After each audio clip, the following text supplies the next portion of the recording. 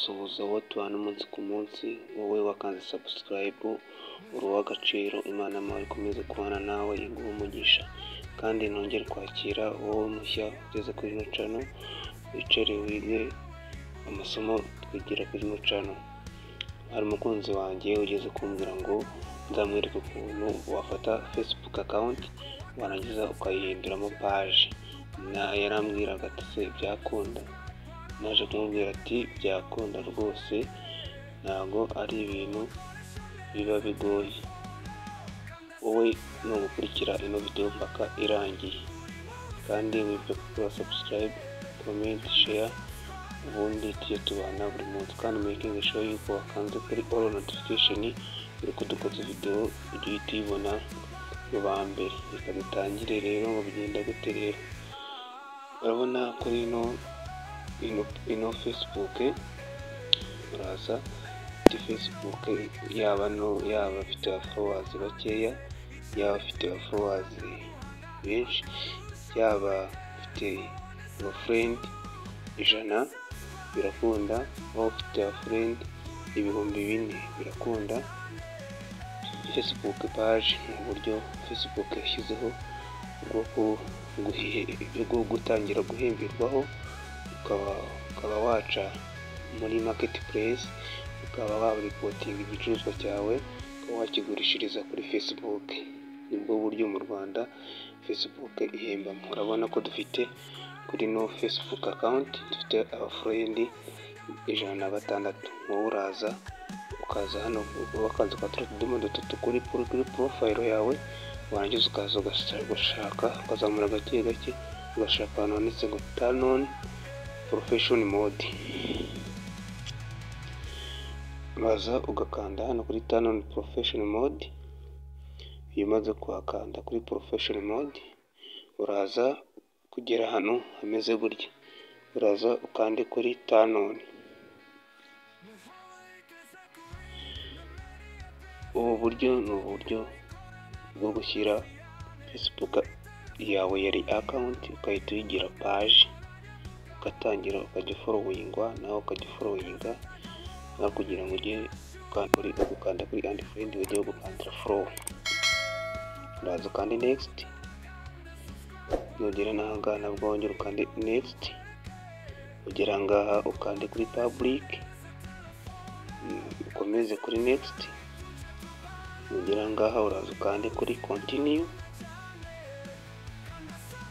Ibyo nibyo birangije. Ahangaha nabwo wemerewe kuba monetize, ufungure ko Facebook yawe uzemererwa ko wayihemberwaho. Uraza naho kandi next, harafunguka indi page imeze gutya. Urabona ko hejuru Facebook kuri dashboard yawe ugomba kuba imeze gutya kuri professional. Facebook iri professional, imeze kuriya, imeze gutya, postinze buri kintu cyose kirabarwa. Buri muntu wese ukirebye wese ubona ko kiba cyabarwa. Noneho uraza ukagaruka ukemeza hano kuri add farms and share, upload, share. Noneho continue. Urabona ko byarangiye finishing. Uraza tuhite twinjira kuri professional mode gutya, tujyane hano. Ubona nabyo ifite level 1 na level ya 2 na level ya 3. Facebook irabigira. Noneho kugira ngo uve kuri level 1 kugira ngo ujye kuri level 2, ubu byibura upostinga amavideo 5 mu minsi 7. Icyo gihe uba wava kuri level 1 ukagera kuri level 2. Aha noneho turaza tugahita dusa nkaho wenda dusubira nk'inyuma, kugira ngo tubanze turebe yuko twareba indi account yaba yarageze kuri level 1 cyangwa se yaba yarageze. Reka dufreshinge gato iyi ngiyi tumaze gukora, tuhita tubona yuko dufite aba followers 153. twebwe twabashije guforowinga abantu babiri, dukurikirana abantu babiri, twebwe abadukurikirana ni abantu 153, kandi wibuke ko twari dufite inshuti 106. ubu buryo uramutse ubukoze ufite abafurendi 5000, ugakanda hariya kuri profession mode ugiye guhindura abafollowers, inshuti zawe followers, wahita utangirana nk'abafollowers 8,000, 9,000, 7 gutyo ukiyongera. Urabona ko dutangiranye 0, haba kuri video haba kuri views ni 0. Urabona yuko ugeze. Reka dukore logout tujye ku yindi account turebe ukuntu bo babigenje ku yindi account, bahinduyemo page. Turaza dukande kuri account dufite hano, ndageze kuhagera, ndabita gato yabanze bitere gukora imiturukanyeya. Twahageze ndaza nkande kuri profile.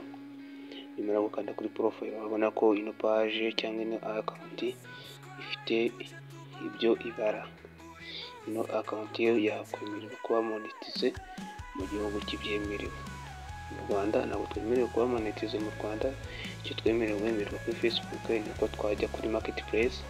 Nyuma kujya kuri marketplace tugashyira ibicuruzwa byacu dufite, tukaba twahabona abakiriya, ubundi tugakorera amafaranga kuri marketplace. Urabona yuko ino account yo igerageza, iyo urabona yuko bayemerera kuba monetize. Urabona kuri views, urabona ko mu minsi 90 yaba igerageza.